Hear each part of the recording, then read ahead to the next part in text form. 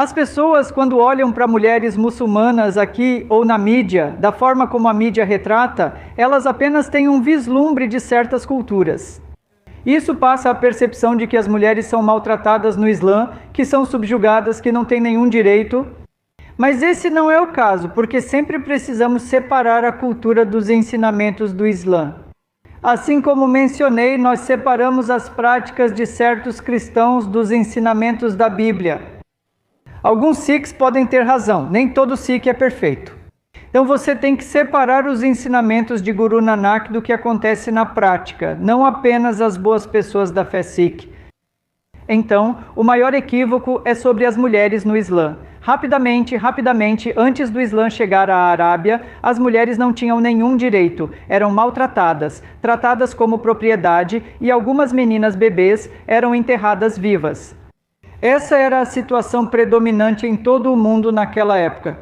Com orientação de Deus, o profeta Muhammad concedeu grandes honras, direitos, responsabilidades e recompensas às mulheres. Quais são alguns deles?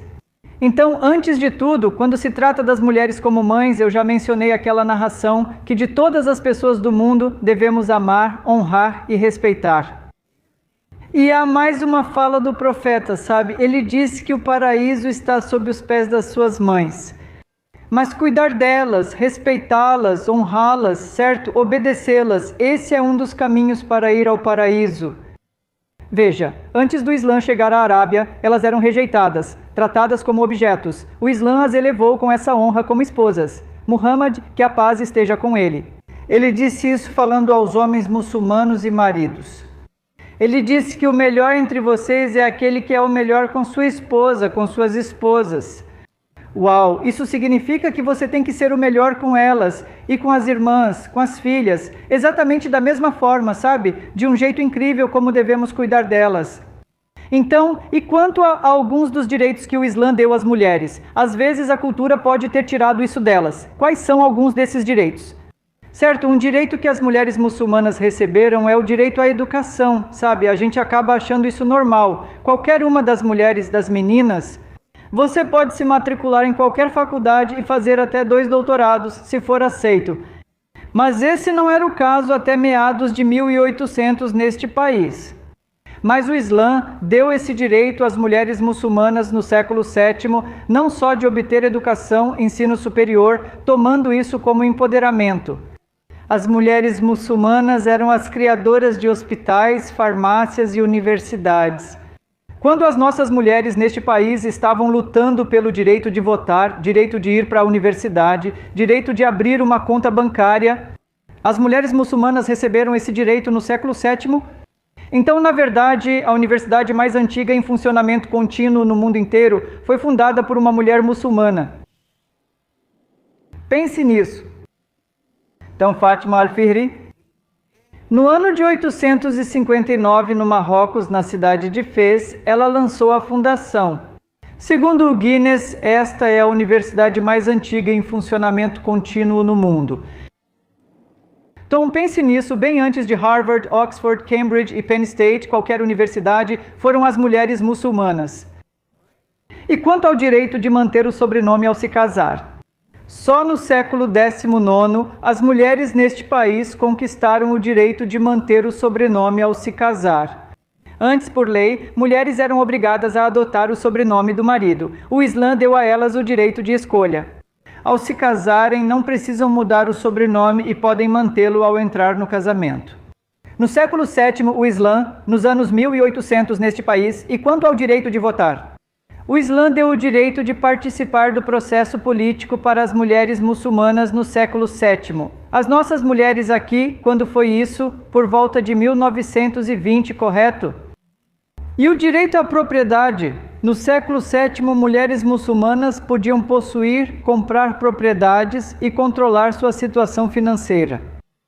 No estado de Illinois, não tenho certeza sobre Michigan, mas acho que é parecido. Em Illinois, que é o estado vizinho de vocês, as mulheres, não todas as mulheres, aliás, apenas as mulheres brancas caucasianas casadas, conquistaram o direito de possuir propriedades depois de muita luta.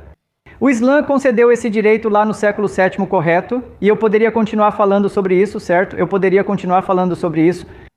Então, o ponto principal é o seguinte: quando as pessoas olham para a mídia, às vezes, se elas não têm acesso a um bom conhecimento, como vir à mesquita, fazer perguntas, ler o Alcorão, então elas podem limitar a percepção delas sobre o Islã apenas a coisas como, você sabe, mulheres, e sobre, você sabe, jihad significa violência, todos esses equívocos.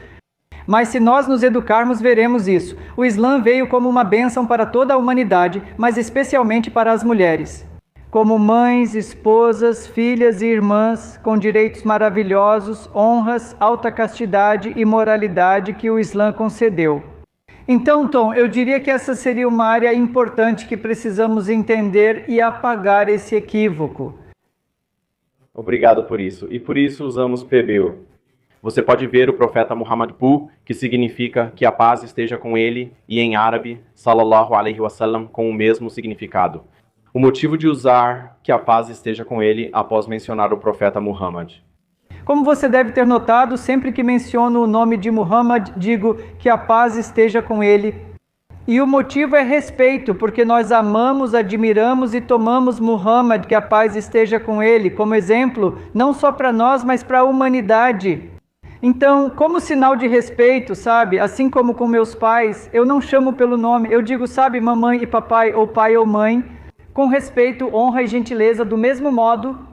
Então, este é um título, este é um envio da súplica para o que dizemos ter sido o maior ser humano que já existiu. Então, por esse motivo, dizemos que a paz esteja sobre ele. Na verdade, o Alcorão também menciona que Deus e os anjos estão enviando bênçãos ao profeta. Vocês, muçulmanos, façam o mesmo. Em segundo lugar, Muhammad, que a paz esteja sobre ele, disse: ao ouvirem meu nome, enviem paz e bênção sobre mim. Em terceiro, ao dizer que a paz esteja sobre ele, ou em árabe, sallallahu alaihi wasallam, o profeta afirmou: você receberá uma recompensa 10 vezes maior. Mas isso não é tudo, certo? Sempre que mencionamos qualquer profeta ou mensageiro, dizemos Jesus, que a paz esteja sobre ele, e Moisés e Abraão, que a paz esteja sobre eles, pois amamos e respeitamos todos os profetas. Então não é só com o profeta Muhammad, mas também com os outros profetas, que a paz e as bênçãos estejam sobre todos eles. O que o Islã diz sobre dançar e cantar? Dançar e cantar, tudo bem, tudo certo. Então, quando se trata de dançar, sim, dançar pode ser permitido, desde que a dança não seja acompanhada de, como se chama, letras, que podem ser imorais, palavrões, coisas desse tipo. Então, os homens estão dançando de uma forma legal, sóbria, se divertindo, sabe? Diversão de garotos, diversão de homens, sem perder a consciência de quando vai ser a oração. Isso pode ser permitido até certo ponto. O mesmo vale para a música, com uma ressalva. Muitos estudiosos muçulmanos dizem que a música é ou proibida ou desencorajada. Certo? E esse é o motivo disso. Ok, seja verdadeiro, certo? Quando você ouve uma música, digamos, 5 vezes por dia, até quando vai dormir, a música fica tocando na sua cabeça. Quando você está rezando, a música está tocando na sua cabeça, você perde o foco. Não falo só das músicas ruins, mas também das boas. Então, qualquer coisa que nos afaste, que tire nosso foco de quem é o Criador, do propósito da vida, da obrigação maior e mais elevada que Deus nos deu. Então, por esse motivo, muitos estudiosos dizem que a música, e você sabe, não importa se é música boa ou ruim, ambas são desencorajadas ou proibidas. A música ruim com letras ruins, obviamente, é proibida. Até mesmo a música boa ainda é desencorajada no Islã, de acordo com muitos estudiosos. E não muçulmanos tocam o Alcorão e o invejam. Ok, então o Alcorão está em qual idioma? Se eu perguntar para vocês em qual idioma é? Espanhol, árabe, certo? Sim, então como nossos irmãos e irmãs não muçulmanos não sabem ler árabe, o que fazemos é passar a mensagem do Alcorão para todos vocês. Nós damos a eles traduções do Alcorão em inglês, espanhol e outros idiomas. Você ainda receberá a mensagem, então não há necessidade de possuir uma cópia do Alcorão em árabe. Porque às vezes para as escrituras sagradas precisamos respeitá-las, honrá-las. E se não soubermos como honrar as escrituras, podemos acabar colocando-as no chão, talvez não as respeitando, não de forma consciente, certo? Então, por esse motivo, nós desencorajamos os não muçulmanos que talvez não saibam árabe a não pegar a cópia em árabe, mas apenas pegar a cópia em inglês.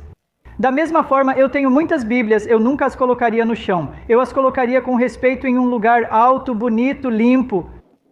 Da mesma forma com o Alcorão, sim.